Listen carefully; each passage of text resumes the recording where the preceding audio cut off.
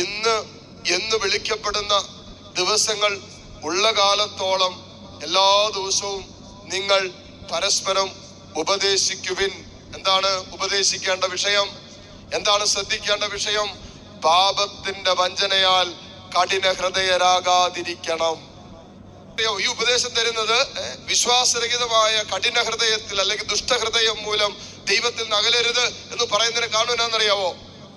പാപം നമ്മുടെ മേൽ അധികാരം എടുത്ത് ഈ പാപത്തിന്റെ വഞ്ചനയാൽ നമ്മുടെ ഹൃദയം കഠിനമായി പോകും.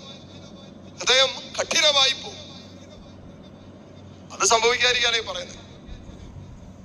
ഹൃദയം കഠിനമായി പോയാൽ പിന്നെ നമ്മൾ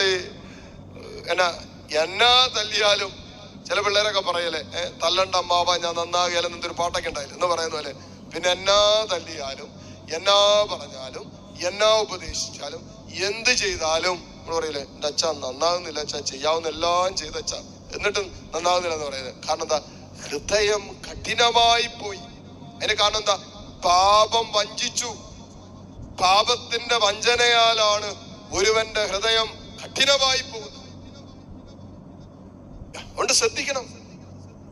പാപത്തിന് നിന്റെ ഹൃദയത്തിൽ ഇടം കൊടുക്കരുതെന്നാ പറയുന്നത്. പാപത്തിന് നിന്റെ ജീവിതത്തിൽ ഇടം കൊടുക്കരുത്. പാപത്തിന് നിന്റെ കുടുംബത്തിൽ ഇടം കൊടുക്കരുത്. പാപത്തിന് നിന്റെ മേൽ അധികാരമെടുക്കാൻ നീ ഇടം കൊടുക്കരുത്. കാരണം പാപം നിന്നെ വഞ്ചിക്കും. പാപം നിന്നെ വഞ്ചിക്കുമ്പോ നിന്റെ ഹൃദയം ഉണ്ടല്ലോ, അത് കഠിനമായി പോകും.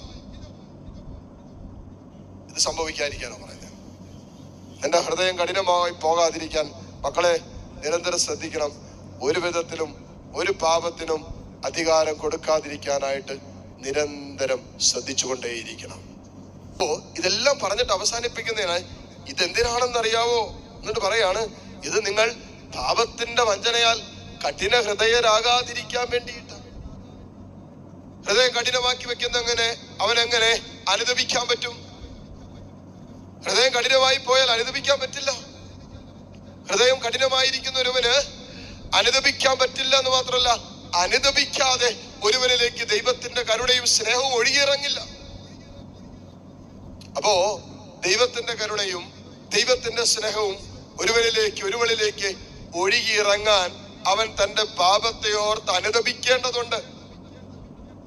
പാപം ഇങ്ങനെ അരങ്ങേറുമ്പോ, പാപം കുന്നുകൂടുമ്പോ അവന്റെ ഹൃദയത്തെ കഠിനമാക്കി കളയും. ആരുപദേശിച്ചെന്ന് പറഞ്ഞാലും, എന്നെയൊക്കെ കേട്ടെന്ന് പറഞ്ഞാലും, എന്തൊക്കെ ചെയ്യുന്നു പറഞ്ഞാലും, കൺമുമ്പില് ദൈവം പ്രവർത്തിക്കുന്നത് കണ്ടെന്ന് പറഞ്ഞാലും ഒരു മാറ്റം ഉണ്ടാകുകയില്ല.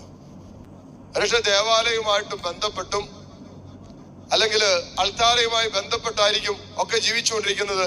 എന്നിരുന്നാൽ തന്നെയും പാപം മൂല ഹൃദയം കഠിനമായി പോയാലുണ്ടല്ലോ, ദൈവസ്നേഹം അനുഭവിക്കാൻ പറ്റില്ല. അതുകൊണ്ടാണ് നമ്മള് സ്നേഹത്തിൽ വസിക്കണോ.